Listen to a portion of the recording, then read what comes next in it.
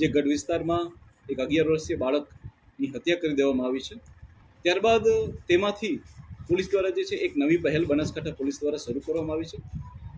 Police દ્વારા એવું observe કરવામાં આવ્યું છે કે આપણા બનાસકાંઠા જિલ્લામાં ઘણા એવા ફેમિલી હોય છે કે આઈધર એના માતાએ આઈધર એના પિતા દ્વારા પોતાના ધંધાર્થે ઘરની બહાર વધારે પડતું રહેવાનું થતું હોય છે।